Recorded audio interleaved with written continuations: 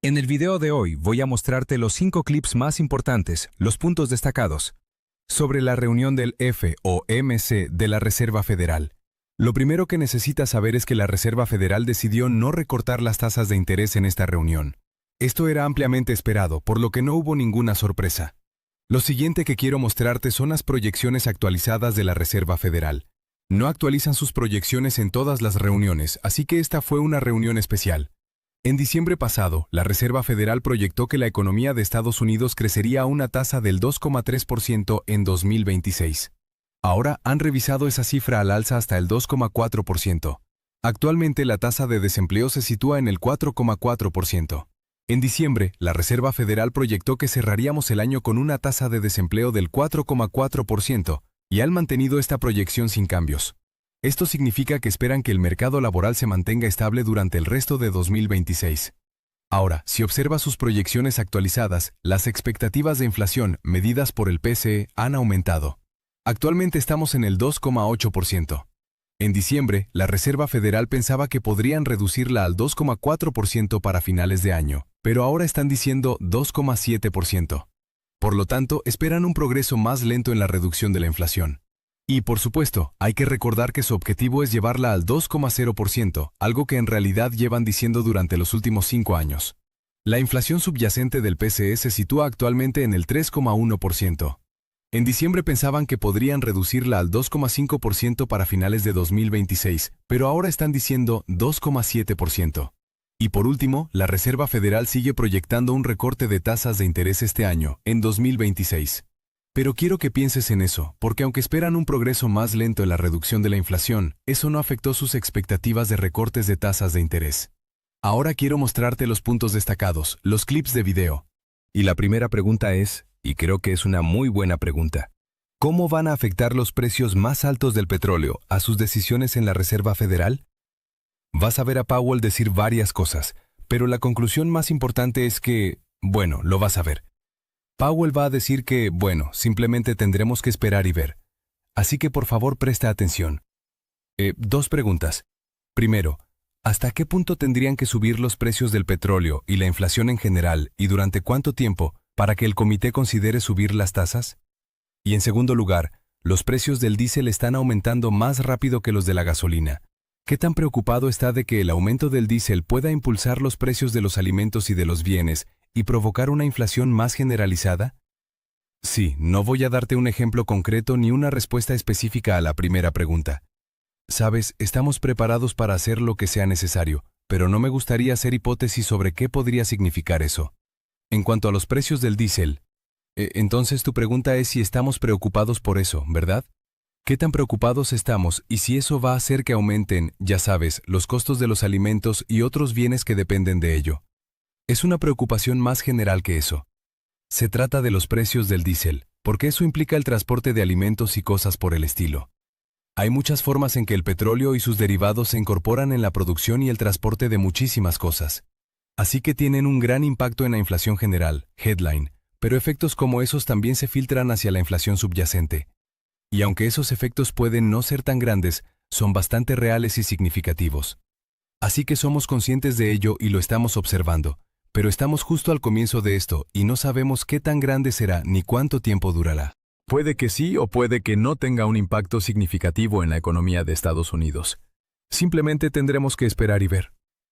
De acuerdo. Después de ver eso, una buena pregunta de seguimiento es, bueno, entonces, ¿la Reserva Federal simplemente va a ignorar los precios más altos del petróleo?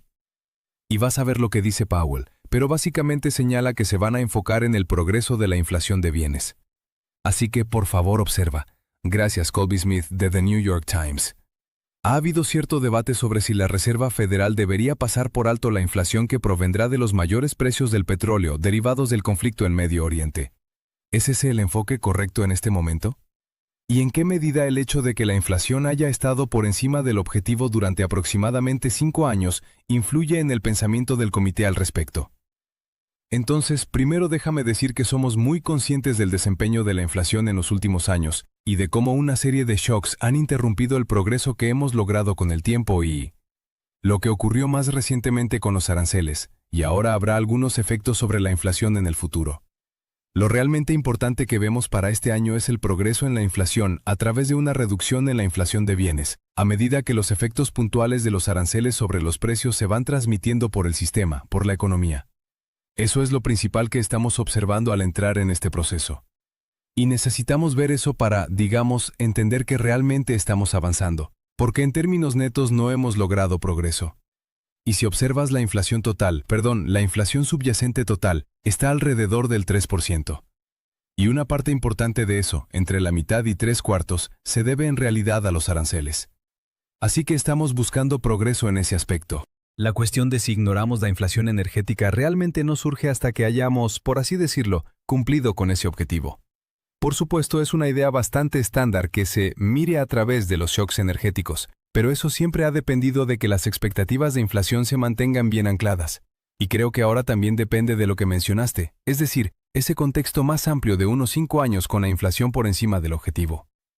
Tenemos que tener todo eso en cuenta, y la cuestión de mirar a través esos efectos, cuando surja, será algo que no tomaremos a la ligera, sino que abordaremos dentro del contexto que mencionaste.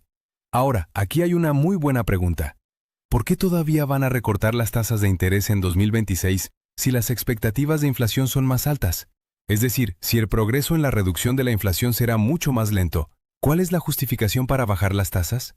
Vas a escuchar lo que dice Powell, pero en resumen, él señala que, con la desaparición de los efectos de los aranceles y una economía en mejora, eso les dará margen para recortar las tasas de interés. Pero sabes a lo que me refiero, ¿no? Para mí, sinceramente, eso no tiene mucho sentido, porque si la economía va a mejorar, eso sería una razón para subir las tasas de interés, no para bajarlas. Pero bueno, echa un vistazo. Y sobre el CEP, puede ayudarnos a entender por qué todavía existe una inclinación a recortar tasas por parte de la mayoría de los funcionarios este año, a pesar de la revisión al alza de la inflación general y subyacente, y de que el pronóstico de crecimiento y desempleo prácticamente no ha cambiado. Tengo curiosidad por saber cuál es el origen de esa necesidad. ¿Cuál es la razón para recortar las tasas? Sí. Bueno, ya sabes, hay 19 personas, así que hay 19 razones, 19 aportaciones individuales. Pero si te fijas, la mediana no cambió, aunque en realidad hubo cierto movimiento. Un movimiento bastante significativo, hacia menos recortes por parte de algunos miembros. Por ejemplo, 4 o 5 personas pasaron de prever 2 recortes a solo 1. Y cada persona tiene, ya sabes, razones individuales detrás de lo que quiere hacer. Pero básicamente la idea es que el pronóstico indica que vamos a lograr cierto progreso en la inflación. No tanto como esperábamos, pero sí algún avance. Y eso debería empezar a verse hacia mediados de año, cuando comencemos a notar que los efectos de los aranceles se van absorbiendo, ocurren una sola vez, y luego la inflación derivada de los aranceles empieza a disminuir. Deberíamos estar viendo eso y, sabes, la previsión de tasas depende del desempeño de la economía. Así que si no vemos ese progreso, entonces no veremos recortes de tasas. Ahora, aquí hay una muy buena pregunta. ¿Es un mercado laboral en debilitamiento un riesgo mayor que la inflación? Porque hay que recordar que la Reserva Federal tiene un doble mandato. Y vas a ver que Powell dice que no. Aunque ahora mismo se estén perdiendo empleos, la tasa de desempleo es la estadística más importante y se mantiene estable. Pero, sinceramente, lo que realmente está pasando aquí es que los periodistas quieren saber si van a utilizar el mercado laboral, un mercado laboral debilitándose, como una excusa para recortar las tasas de interés, incluso si la inflación sigue siendo alta. Eso es lo que realmente están tratando de averiguar. Así que, por favor, echa un vistazo. Gracias, Chappell. Edward Lawrence con Fox Business. Entonces, en diciembre vimos que las cifras de empleo se revisaron a la baja hasta 7,000. Enero también se revisó a la baja. Febrero registró una pérdida de 92,000 empleos. ¿Es el lado del empleo un riesgo mucho mayor que el de la inflación, dado que estamos viendo que la inflación, el CPI, está cerca del 2% y el PCE en general ha disminuido? Sabes, realmente no diría que esté claro en absoluto que uno esté más en riesgo que el otro. Puede señalar que la tasa de desempleo se mantiene estable y en un contexto en el que tanto la oferta como la demanda de trabajadores han disminuido muy bruscamente durante el último año, en gran parte debido a la política migratoria, una proporción, ratio, va a ser un indicador mejor a observar que, por ejemplo, la creación de empleo. Entonces la proporción es la tasa de desempleo y se ha mantenido estable desde septiembre.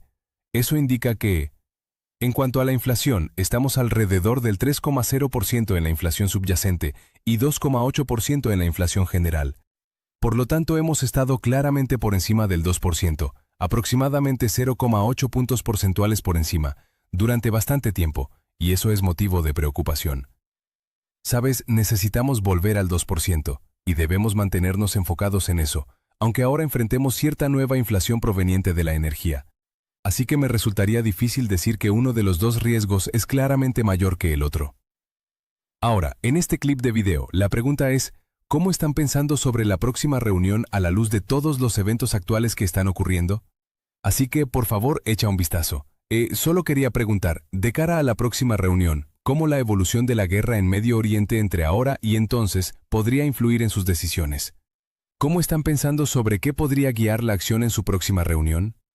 Quiero decir, si tenemos precios del petróleo por encima de $100 por barril durante todo el tiempo hasta la próxima reunión, ¿eso cambiaría su postura de esperar y ver? ¿Qué los llevaría a actuar o están más bien en pausa por tiempo indefinido? Tendremos que esperar y ver. Quiero decir, ya sabes, siempre decimos que para la próxima reunión tendremos más información, y normalmente así es. Pero en este caso vamos a aprender mucho, porque hay 6 semanas hasta la próxima reunión. Y vamos a ver qué sucede, lo cual será muy importante para cómo se vea la economía y para cómo evoluciona el panorama, dependiendo de lo que ocurra en Medio Oriente. Eso va a ser un factor importante y lo sabremos entonces. No sé cómo va a afectar nuestro enfoque, realmente no lo sé. Sí, hablamos un poco sobre escenarios alternativos, pero no lo traería aquí. Es muy incierto, y solo quiero recordar que no lo sabemos y que no deberíamos asumir que será una cosa u otra. Ya veremos. Bien, quiero concluir con esto. La próxima reunión de la Reserva Federal será el 29 de abril, y esa será la última reunión de Powell como presidente de la Reserva Federal, a menos que el nuevo presidente de la Fed no sea designado a tiempo. Y hay un 95,9% de probabilidad de que la Reserva Federal no recorte las tasas de interés en abril y un 4,1% de probabilidad de que las suba. Así que, básicamente, un recorte de tasas está fuera de la mesa para la próxima reunión. Dicho esto, ahora estás al día con la política monetaria de la Reserva Federal. Espero que te haya sido útil. Por favor, suscríbete. Gracias por el apoyo y que tengas un muy buen día.